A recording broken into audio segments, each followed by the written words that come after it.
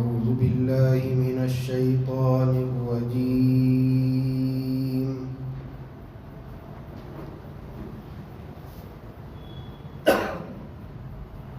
بسم الله الرحمن الرحيم.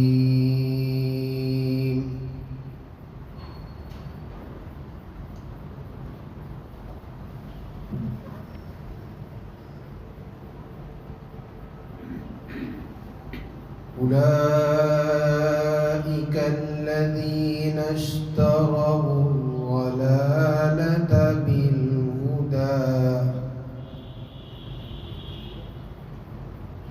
فما ربحت تجارتهم وما كانوا مهتدين.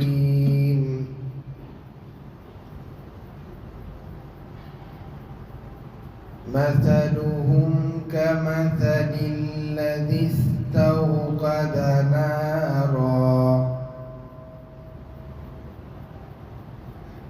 فلما أضاءت ما حوله ذهب الله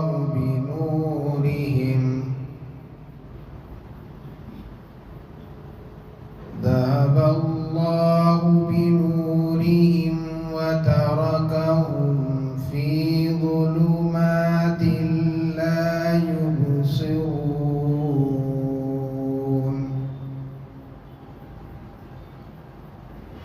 صم بكم عمي فهم لا يرجعون.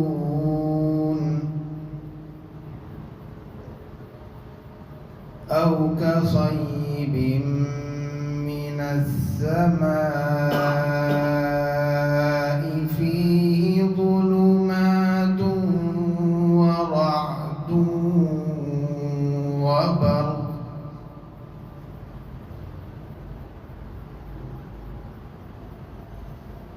يجعلون أصابعهم في آذانهم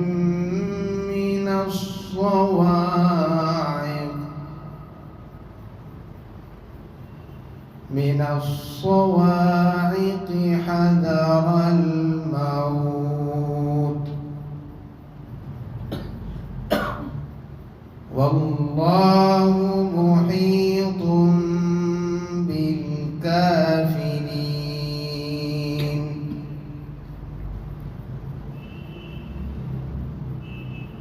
يكاد البرق يخطف أبصارهم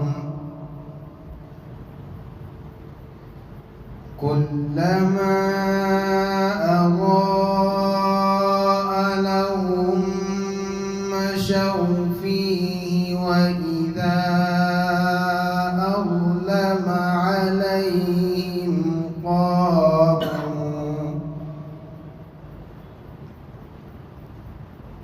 ولو شاء الله لذهب بسمعهم وأبصارهم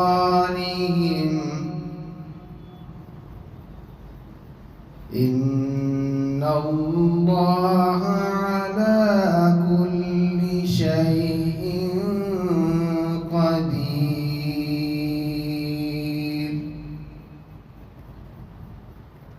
صدق اللہ العظیم.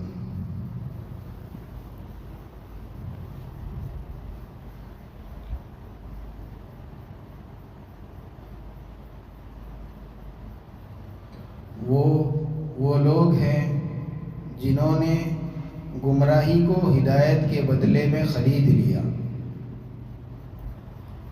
بس ان کی تجارت نہ نفع پہنچائی اور نہ وہ ہدایت والے ہوئے. ان لوگوں کی مثال اس شخص کی طرح سے ہے جس نے آگ جلائی، پس جب آگ نے ان چیزوں کو روشن کر دیا جو اس کے اطراف ہے، اللہ تبارک و تعالی اس کے نور کو لے گئے اور ان کو تاریکی میں چھوڑ دیا کہ اب وہ کوئی چیز دیکھ نہیں پاتے ہیں، بہرے ہیں، گونگے ہیں اور اندھے ہیں، چنانچہ وہ لوٹ نہیں پاتے ہیں۔ یا پھر اس شخص کی طرح ہے جس کو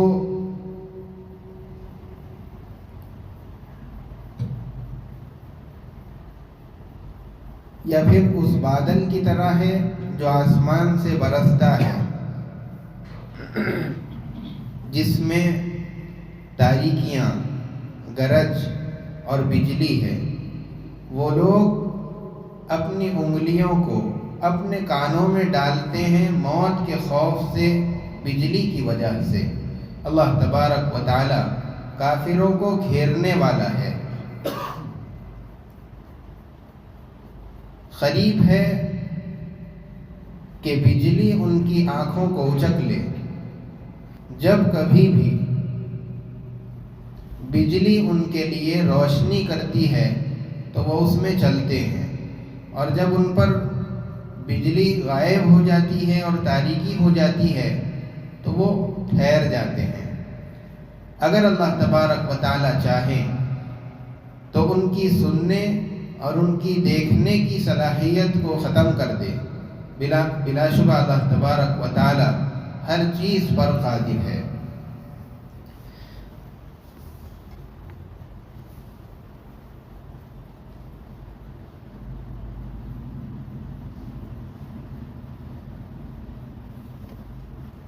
دو تین دروس پچھلے سے منافقین کا تذکرہ چل رہا تھا۔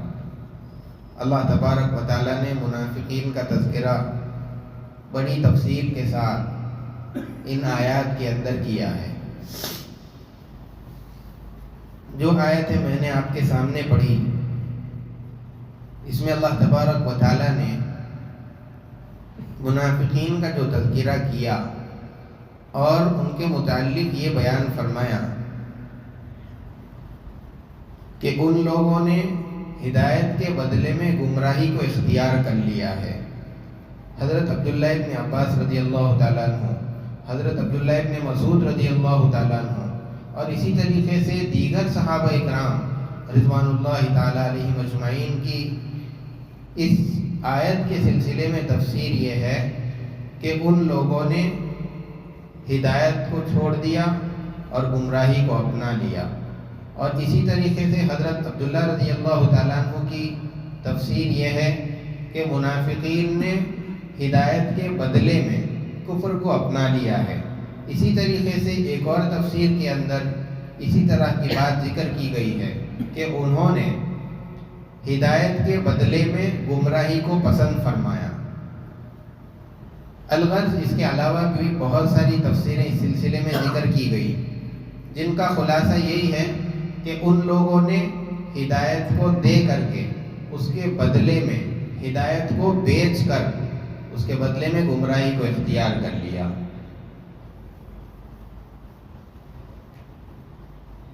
آدمی جب کوئی چیز بازار میں خریدنے کے لیے جاتا ہے اور کوئی بھی چیز پسند کرتا ہے، جیسے گوشت، ترکاری یا جو بھی سامان خریدنے کے لیے جائے، اور جب کوئی چیز پسند آ جائے تو آدمی کو پہلے پیسے دینے پڑتے ہیں اور اس کے بدلے میں اس کو وہ چیز ملتی ہے۔ اگر آدمی کے پاس پیسے نہ ہوں تو پھر وہ چیز خرید نہیں سکتا، کیونکہ جو بھی چیز آدمی خرید رہا ہے اس کے بدلے میں آدمی کو کچھ نہ کچھ دینا پڑے گا۔ اللہ تبارک و تعالیٰ نے منافقین کے بارے میں اس آیت میں فرمایا کہ ان لوگوں نے گمراہی کو جو خریدا، ہدایت کو دے کر کے، ہدایت بیچ کر کے گمراہی کو لے لیا ہے۔ سوال یہاں پر یہ پیدا ہوتا ہے کہ ان لوگوں کے پاس آیا ہدایت پہلے سے تھی یا نہیں تھی؟ کیونکہ جب آدمی ہدایت کو دے گا تو ہی اس کے بدلے میں گمراہی ملے گی۔ تو منافقین کے یہاں تو ہدایت تھی ہی نہیں، وہ پہلے سے مسلمان تھے ہی نہیں، ان کے پاس ایمان تھا ہی نہیں، پھر یہ کیسے ہو سکتا ہے کہ انہوں نے ہدایت دے دی اور بدلے میں گمراہی ان کو ملی؟ مفسرین نے اس کے دو جوابات دیے ہیں۔ پہلا جواب تو یہ دیا کہ اللہ تبارک و تعالیٰ جب کسی بھی انسان کو دنیا میں پیدا کرتے ہیں تو اس کو اسلام کی فطرت پر پیدا کرتے ہیں. جیسے کہ اللہ کے رسول صلی اللہ علیہ وسلم نے بھی اس بات کو بیان کیا، کل مولود یولد علی الفطرہ، ہر بچہ جو دنیا میں پیدا ہوتا ہے اس کو فطرت پر پیدا کیا جاتا ہے.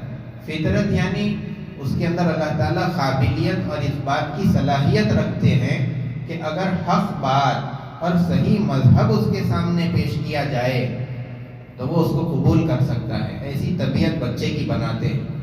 لیکن جب آدمی بڑا ہونے لگتا ہے تو آپ صلی اللہ علیہ وسلم نے اسی روایت میں آگے بیان کیا، فَأَبَوَاهُ يُهَوِّدَانِهِ أَوْ يُنَصِّرَانِهِ أَوْ يُمَجِّسَانِهِ. جب بچہ بڑا ہوتا ہے تو والدین جو اس کے ماں باپ ہے یا تو اس کو یہودی بنا دیتے ہیں یا نصرانی بنا دیتے ہیں یا مجوسی بنا دیتے ہیں. اگر بچے کو اس کی حالت پر چھوڑ دیا جائے، پھر وہ بالغ ہو جائے، بڑا ہو جائے اور اسی فطرت پر رہے جس پر پیدا ہوا، پھر اس کے بعد جب اس کے سامنے اگر اسلام پیش کیا جائے گا تو چونکہ وہ اصل فطرت پر ہے فوراً وہ مذہب اسلام کو قبول کرے گا. تو اس فطرت پر اللہ تبارک و تعالی ہر بچے کو پیدا کرتے ہیں. اور اللہ تعالیٰ نے اسی فطرت پر منافقوں کو بھی پیدا کیا تھا. جب وہ پیدا ہوئے تھے تو اصل فطرت پر تھے اور ان کے اندر اسلام کے قبول کرنے کی صلاحیت موجود تھی، لیکن ان لوگوں نے اس اصل فطرت کو دے کر کے اس کے بدلے میں ان لوگوں نے گمراہی کو لے لیا. اسی کو اللہ تبارک و تعالیٰ اس آیت میں فرما رہے ہیں، اولئک الذین اشتروا الضلالۃ بالہدی. دوسرا جواب اس کا یہ دیا گیا کہ ایک دکان ہوتی ہے یا مال ہوتا ہے، اس کے اندر کئی ساری چیزیں رکھی ہوئی ہوتی ہیں. اب اس میں سے بعض چیزیں وہ ہوتی ہیں جو نمبر 1 کوالٹی کی ہوتی ہیں، بعض وہ ہوتی ہیں جو دوسرے درجے کی ہوتی ہیں، بعض کی قیمتیں زیادہ ہوتی ہیں، بعض کی کم ہوتی ہیں. تو یہ جو سارا عالم ہے یہ بھی ایک دکان کی طرح سے ہے. اس کے اندر نمبر 1 کوالٹی کی چیز ایمان ہے، ہدایت ہے، اور نمبر 2 کوالٹی کی چیز ہے گمراہی اور ضلالت. تو ان لوگوں نے اول درجے کی چیز ایمان کو چھوڑ کر کے دوسرے درجے کی چیز گمراہی کو اپنا لیا. تو اس کا مطلب یہی ہے کہ ان لوگوں نے اچھی چیز کو چھوڑ دیا اور دوسری جو کم درجے کی چیز تھی، نقصان والی چیز تھی، اس کو انہوں نے اختیار کر لیا. آیت کا حقیقتاً یہ مطلب اس وقت میں یہ نہیں بنے گا کہ ان لوگوں نے گمراہی کو دے دیا، ہدایت کو دے دیا اور گمراہی کو لے لیا، بلکہ یہ مطلب رہے گا کہ اچھی چیز کو چھوڑ دیا اور کم درجے والی چیز تھی، جو گھٹیا چیز تھی، اس کو انہوں نے اختیار کر لیا. اللہ تبارک و تعالیٰ نے اس آیت کے اندر منافقوں کی حالت کو بیان کیا کہ انہوں نے اسلام کو بھی قریب سے دیکھا اور پھر کفر کے اندر سے وہ لوگ پہلے سے ہی موجود تھے. تب دونوں چیزوں کو قریب سے دیکھا، اس کو ٹھیک طریقے سے سمجھا. ان سب چیزوں کے باوجود بھی دنیاوی چند اغراض کی وجہ سے، تھوڑے سے نفع کے واسطے، ان لوگوں نے گمراہی کو، ضلالت کو اور دنیاوی چھوڑے سے فائدے کو اختیار کر لیا، آخرت کے نقصان کو لے لیا. اللہ تبارک و تعالیٰ نے ان کے اس عمل کو تجارت کہا ہے. اسی لیے اللہ تعالیٰ نے اس آیت میں جو لفظ استعمال فرمایا، اشترو کے معنی ہے خریدنا.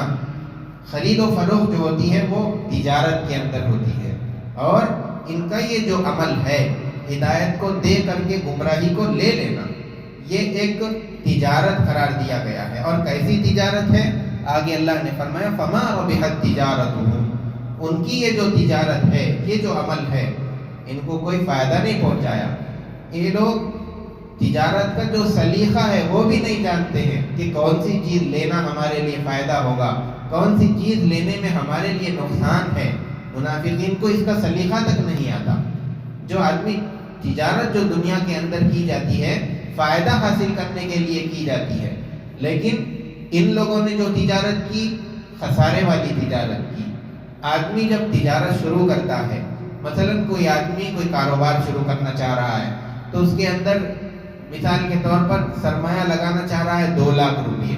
2 لاکھ لگا کر کے تجارت شروع کیا تو اب تجارت شروع کرنے والے کی کوشش اور اس کا منشا یہ ہوتا ہے کہ میں نے جو 2 لاکھ روپیے پیسے اس میں لگائے ہیں وہ جو کہ تو محفوظ رہے اور اس کے اوپر مزید مجھے پروفٹ آتے رہے. یہ اس کا ارادہ ہوتا ہے اور اس کی کوشش بھی یہی ہوتی ہے. اب منافقین ان کے پاس جو اصل سرمایہ تھا، فطرت سلیمہ، اسلام کو قبول کرنے کی صلاحیت، انسان کا یہ اصل سرمایہ ہے. انہوں نے جو تجارت کی اس کے اندر ان لوگوں کو فائدہ تو نہیں ہوا، بلکہ جو اصل سرمایہ ان کے پاس موجود تھا ان لوگوں نے وہ بھی کھو دیا. تو اس اعتبار سے ان کا یہ تجارت کا جو عمل ہے یہ خسارے اور نقصان کا عمل ہے. اس کے بعد اللہ تبارک و تعالیٰ نے منافقین کی 2 مثالیں بیان فرمائی کہ ان کی حالت کس طرح سے ہے، اس طرح سے ہے. 2 مثالوں کو کیوں بیان کیا گیا؟ کیونکہ جو منافقین کی جماعت تھی اس کے اندر 2 طرح کے منافق ہوا کرتے تھے. ایک تو وہ تھے جو اپنے کفر کے اندر بالکل پختہ تھے، کٹر کافر تھے، لیکن دنیاوی اغراض کی وجہ سے، چند مصلحتوں کی وجہ سے اپنے اسلام کو ظاہر کرتے تھے.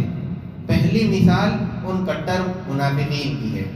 اور منافقین کی دوسری جماعت وہ تھی جو ایمان اور کفر کے درمیان میں تردد میں، شک میں تھے، اور کبھی اس طرف کو ہو جاتے تھے، کبھی اس طرف کو ہو جاتے تھے.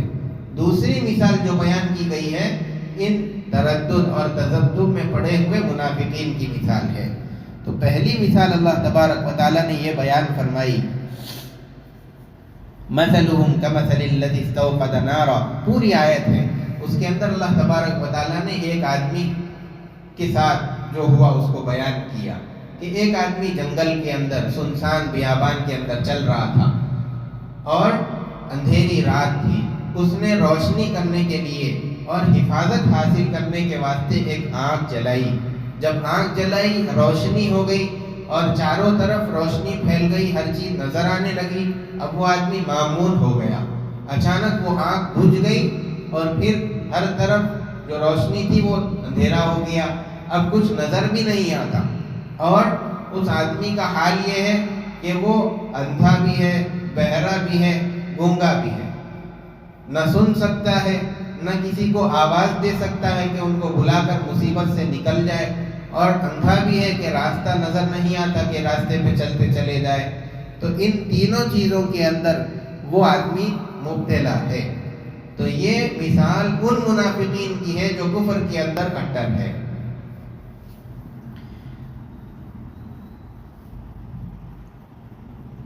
حضرت عبداللہ ابن عباس رضی اللہ تعالیٰ عنہ اور اسی طریقے سے حضرت قتادہ رحمۃ اللہ علیہ، ان دونوں کا قول ملتا جلتا ہے. اس کا خلاصہ، ان کے قول کا خلاصہ یہ ہے کہ یہ منافقین اسلام کی وجہ سے عزت پا جاتے ہیں، اس لیے کہ زبان سے جب اسلام کو ظاہر کریں گے تو جس طرح مسلمانوں کو عزت مل رہی ہے ان کو بھی عزت ملے گی. اور مسلمانوں کے جو معاملات ہیں جیسے کہ نکاح میں لڑکا لڑکی کا لین دین، میراث کی تقسیم اور اسی طریقے سے مال غنیمت کی تقسیم، ان سب معاملات کے اندر منافقین شریک رہیں گے، لیکن اسلام سے، ایمان سے ان کا کوئی تعلق نہیں رہے گا. محض دنیاوی فائدے کی وجہ سے وہ مسلمانوں کے ساتھ لگے ہوئے رہیں گے. لیکن جیسے ہی موت کی گھڑی آئے گی یہ دنیا کی ساری منفعتیں ایک دم ان سے ختم کر دی جائیں گی. جس طریقے سے آدمی آنکھ جلا کر کے جو نقصانات ہونے والے تھے، جو پریشانیاں اس کو تھی، اس سے محفوظ ہو جاتا ہے، لیکن جیسے ہی آنکھ بجھ گئی، چاروں طرف اندھیرا ہو گیا، تو اب پھر گھبراہٹ کے اندر جس طرح مبتلا ہوتا ہے، ایسے ہی منافقین دنیاوی زندگی کے اندر ایمان کا بول بول کر کے ایمان کی روشنی میں اپنی زندگی کو امن و امان سے گزار رہے تھے، لیکن جیسے ہی موت آئی تو ان کا حال بھی وہی ہوگا جو آنکھ بجھنے والے کا حال ہو جاتا ہے، پریشان، حیران کہ اب کہاں جانا ہے، کس طریقے سے کیا کرنا ہے. جس طرح وہ آدمی کو کچھ سمجھ نہیں آتا، اس طریقے سے ان منافقین کو بھی موت کے بعد کے مراحل سمجھ نہیں آئیں گے اور ہمیشہ ہمیشہ کا خسارہ ان کے لیے لکھ دیا گیا. اور اسی طریقے سے حضرت حسن بصری رحمۃ اللہ علیہ نے فرمایا کہ منافق جب اس کی موت آنے لگتی ہے تو اس کے جو بد اعمال ہیں، سارے بد اعمال اندھیروں کی شکل کے اندر، تاریکیوں کی شکل کے اندر اس کو گھیر لیتے ہیں اور پھر کوئی ایک نیکی کی بھی روشنی وہاں پر نہیں رہتی کہ جس کے ذریعے سے اس کے ایمان کی تصدیق ہو سکے۔ الغرض اس کی جو دنیاوی فائدے ہیں وہ تو حاصل ہو جائیں گے، لیکن وہ سب ختم ہو جاتے ہیں موت کے آتے ہی، اور پھر موت کے بعد تو اس کا معاملہ سب سے زیادہ سخت اللہ تبارک و تعالیٰ اس کے ساتھ کریں گے۔ اللہ تعالیٰ نے ان کی جو صفات بیان فرمائی کہ وہ بہرے ہیں، گونگے ہیں اور اندھے ہیں، اس کا مطلب یہ نہیں ہے کہ جتنے بھی دنیا کے اندر کافر ہیں وہ سب اس طرح ہوتے ہیں۔ اس کا مطلب یہ ہے کہ یہ حق بات کے سننے سے بہرے ہو گئے ہیں اور حق بات کے کہنے سے گونگے ہو گئے ہیں، اور مصیبت میں کسی کو اپنی طرف بلا بھی نہیں سکتے، کیونکہ اگر بلائیں گے تو ان کا جو دل کا چور ہے وہ سامنے آ جائے گا اور لوگ ان کو پکڑ لیں گے۔ اور اندھے اس لیے ہیں کیونکہ اسلام کے جو واضح دلائل ہے، اسلام کے جو کھلے ہوئے روشن نشانیاں ہیں، ان سب چیزوں کو دیکھتے ہوئے بھی وہ لوگ ان کو اندیکھا کر دیتے ہیں، جیسے کہ کوئی آدمی اندھا ہو اور وہ دیکھ نہیں سکتا، اس طرح کا معاملہ کرتے ہیں۔ یہ تو مثال ان منافقین کی ہو گئی جو اپنے کفر کے اندر پکے ہیں، پختہ ہیں اور کٹر کافر ہیں۔ دوسری مثال ان منافقین کی ہے جو کبھی ایمان کی طرف آ جاتے ہیں اور اسلام کی حقانیت جب ظاہر ہوتی ہے تو اسلام کی طرف متوجہ ہونے لگتے ہیں اور سچے دل سے اسلام کے راستے پر چلنے لگتے ہیں، لیکن جب کبھی دل کے اندر شک آتا ہے تو فوراً چلنے سے رک جاتے ہیں اور اسی جگہ پر کھڑے ہو جاتے ہیں۔ یا کبھی مسلمانوں کو کسی علاقے میں فتح مل جاتی ہے، مال غنیمت حاصل ہو جاتا ہے اور مسلمان غالب آنے لگتے ہیں تو وہ یہ سمجھتے ہیں کہ ہاں محمد نے جو دین پیش کیا ہے وہ حق ہے، اب اس کے ساتھ چلنے لگتے ہیں۔ لیکن جب کبھی بھی اس کے خلاف میں ظاہر ہوتا ہے، جب کبھی مسلمان کسی موقع پر مغلوب ہونے لگتے ہیں، پریشانیاں ان کے اوپر آنے لگتی ہیں، تو پھر اپنے آپ کو مسلمانوں سے دور کر لیتے ہیں اور کافروں کی طرف لوٹ جاتے ہیں۔ تو یہ منافق کبھی مسلمانوں کے ساتھ ہو جاتے ہیں اور کبھی کافروں کے ساتھ ہو جاتے ہیں، کسی ایک طرف جمے ہوئے نہیں رہتے۔ یہ دوسری مثال انہی لوگوں کے بارے میں اللہ تبارک و تعالیٰ نے بیان فرمائی۔ اللہ تعالیٰ نے اس کے اندر ایک لفظ استعمال فرمایا صیب، اس کے معنی ہے بارش یا کسی سے۔ اب یہاں پر بارش سے کیا مراد ہے؟ مفسرین نے کئی چیزیں مراد لی ہے۔ ایک تو یہ کہ اسلام، دوسرا یہ کہ قرآن کریم، اللہ تبارک و تعالیٰ نے رحمت الہی کے ذریعے سے قرآن کریم کو بندوں پر نازل فرمایا، یا اسلام جیسی عظیم دولت بندوں کو عطا فرمائی۔ آگے اللہ تعالیٰ نے تین چیز لفظ استعمال فرمائے۔ ایک ہے ظلمات، تاریکیاں۔ بارش کے اندر جب آدمی جنگل کے اندر ہو تو ایک تو رات کی تاریکی ہوتی ہے، دوسرا جب کسی جگہ پر بادل آ جائے تو دن کے اندر جتنی روشنی ہوتی ہے ابر کے آنے کے بعد اتنی روشنی نہیں رہتی۔ ٹھیک اسی طریقے سے جب ایک تو رات کی تاریکی ہو گئی، دوسری بادل کی تاریکی ہو گئی، پھر موسلادھار بارش ہو گئی، تو اس طریقے سے ظلمات اور تاریکیاں وہاں پر جمع ہو گئی۔ اور ایک لفظ استعمال فرمایا رعد، معنی ہے کڑک اور گرج۔ یہاں پر کڑک سے کیا مراد ہے؟ قرآن کریم جب اللہ تعالیٰ نے نازل فرمایا تو ہر طرف معاشرے کے اندر گناہوں کی، کفر کی، شرک کی تاریکیاں، ظلم پھیلے ہوئے تھے۔ اور اسی طریقے سے قرآن کریم کے اندر جو آیات نازل کی گئی ان میں بعض آیات تو وہ ہے جس میں کفار کو، مشرکین کو اور شک کرنے والوں کو ڈرایا گیا، وعید اور عذاب کی آیات نازل کی گئی۔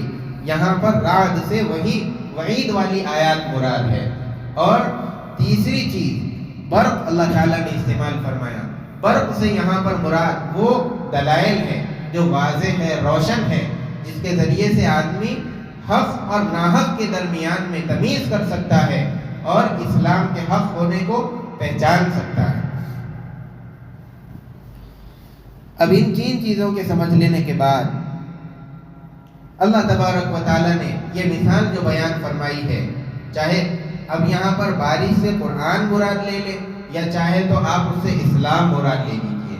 جب اسلام دنیا کے اندر آیا، جب قرآن دنیا کے اندر آیا، ماحول ایسا تھا کہ گناہ، کفر، شرک اور اللہ کو نہ ماننے والے دنیا کے اندر بھرے ہوئے تھے۔ اس کی تاریکی اور ظلمت دنیا کے اندر پھیلی ہوئی تھی، اب قرآن کریم نے آ کر کے جو نہیں ماننے والے تھے ان کو وعیدیں سنائی، یہ آیات بھی قرآن میں موجود ہے، اور جنہوں نے بات کو مان لیا ان کے لیے جو وعدے تھے وہ آیات بھی قرآن کریم کے اندر موجود ہے۔ آگے اللہ تبارک و تعالیٰ فرماتے ہیں یجعلون اصابعهم فی آذانہم من الصواعق حذر الموت، جب منافقین کے سامنے وعید اور عذاب کی آیتیں پڑھ کر کے سنائی جاتی تھی تو وہ اپنے کانوں کے اندر انگلیوں کو رکھ لیتے تھے، اس لیے اور یہ سمجھتے تھے کہ اگر ہم اس طریقے سے اپنے کانوں کے اندر انگلیاں رکھ لیں گے تو اس کے ذریعے سے ہم اللہ کے عذاب سے بچ سکتے ہیں۔ وہ یہ سمجھتے تھے کہ اگر عذاب کی آیتیں نہیں سنیں گے تو عذاب سے بچ جائیں گے۔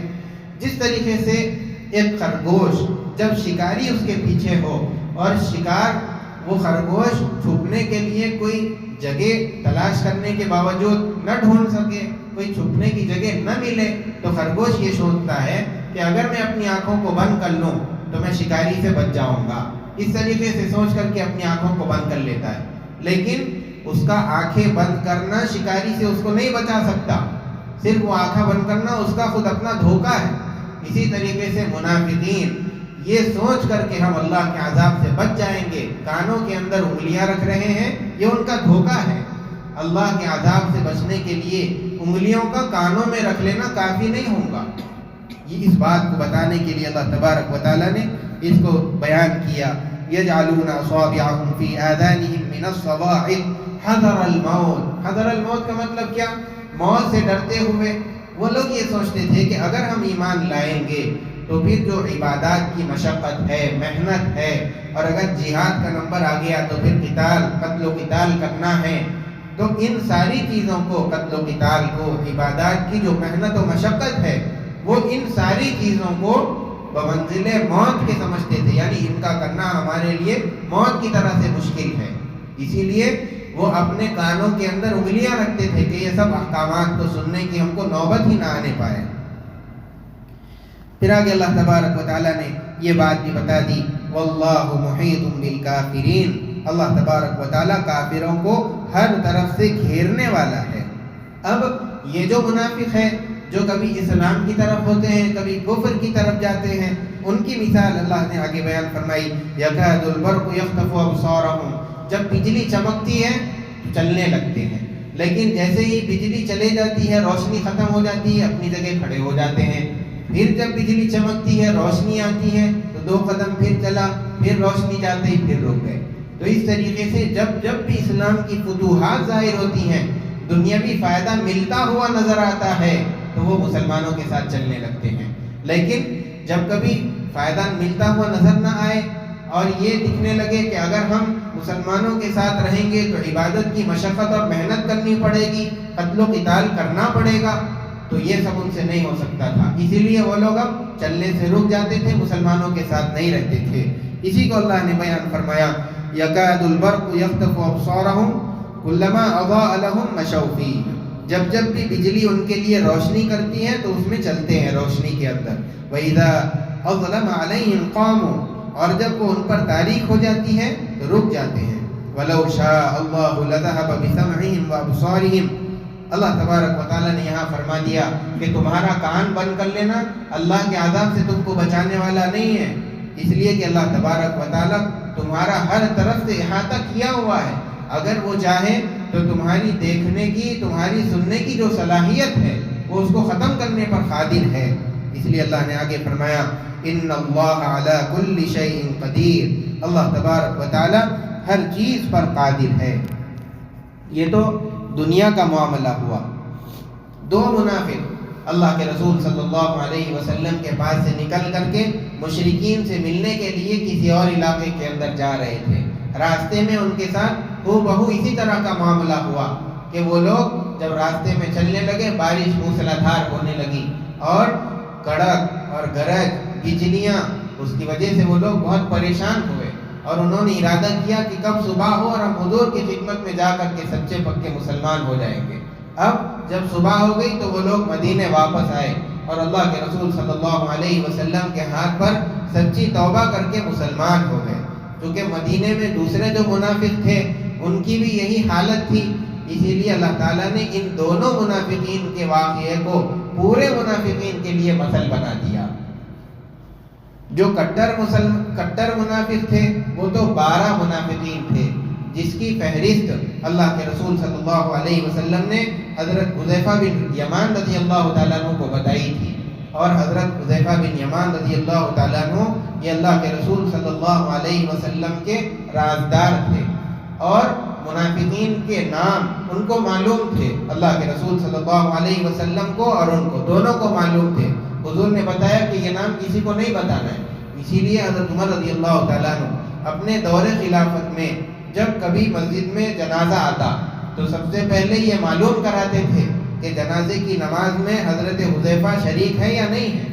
اگر شریک ہوتے تو حضرت عمر رضی اللہ تعالیٰ عنہ بھی شریک ہوتے تھے، لیکن اگر وہ نظر نہیں آتے، جنازہ پڑھنے کے لیے نہیں آتے، تو حضرت عمر رضی اللہ تعالیٰ عنہ بھی اس سے رک جایا کرتے تھے، اس لیے کہ ان کو معلوم تھا کہ منافقین کے جنازے میں حضرت حذیفہ بن یمان رضی اللہ تعالیٰ عنہ شریک نہیں ہوتے ہیں۔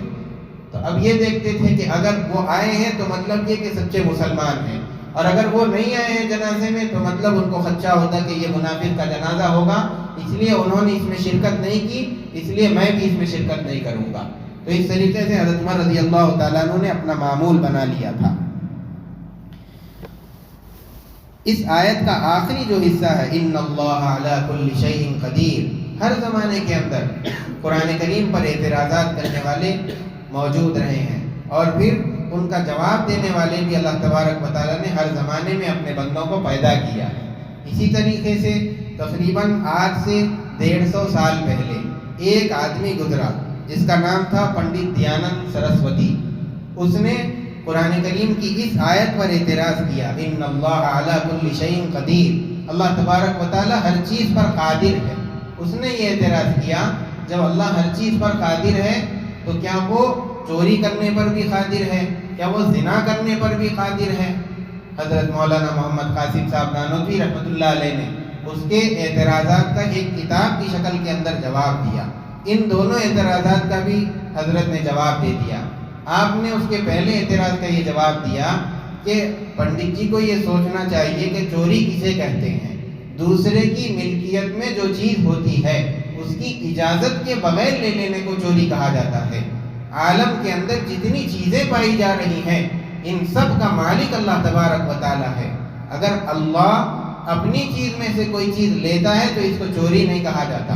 سب سے پہلے اس پنڈت کو یہ ثابت کرنا پڑے گا کہ کسی بھی چیز پر، فلاں چیز پر اللہ کی ملکیت نہیں ہے، دوسرے کی ملکیت ہے۔ جب یہ ثابت ہو جائے گا تو اس کے بعد میں چوری کا مسئلہ تو دوسرے نمبر پر آتا ہے۔ اسی طریقے سے زنا، کہ اللہ تعالیٰ زنا پر بھی قادر ہے۔ زنا کا جو عمل ہوتا ہے اس کے لیے آدمی اور عورت دونوں کے آلات کا، شرمگاہوں کا ہونا ضروری ہے۔ اس کے بغیر زنا عمل میں وجود میں نہیں آ سکتا۔ تو اب سب سے پہلے آدمی کو یہ ثابت کرنا پڑے گا کہ اللہ تعالیٰ کے لیے یہ چیزیں ثابت ہے، اس کے بعد دوسرے نمبر پر اس سلسلے میں بحث کریں گے کہ اللہ سے زنا پر قادر ہے یا نہیں ہے۔ تو اس طریقے سے اللہ والوں نے ہر زمانے کے اندر قرآن کریم پر ہونے والے اعتراضات کا جواب دیا ہے۔ میں نے یہ بات کہی تھی کہ یہ روشنی کے اندر چلنا، دنیا کے اندر تو منافقین کی مثال اس طریقے سے ہے، قیامت کے روز بھی اللہ تبارک و تعالی ہر بندے کو اس کے ایمان اور اس کے اعمال کے حساب سے نور عطا کریں گے۔ بعض لوگوں کو کئی میل کا نور ملے گا، بعض لوگوں کو اس سے بھی زیادہ ملے گا، بعض کو اس سے کم ملے گا، اور بعض لوگوں کو کھجور کے درخت کے برابر ملے گا، بعض کو انسان کے قد کے برابر، اور بعض کو صرف اتنا نور ملے گا کہ جس کے ذریعے سے ان کے قدم رکھنے کی اتنی جگہ روشن ہوگی۔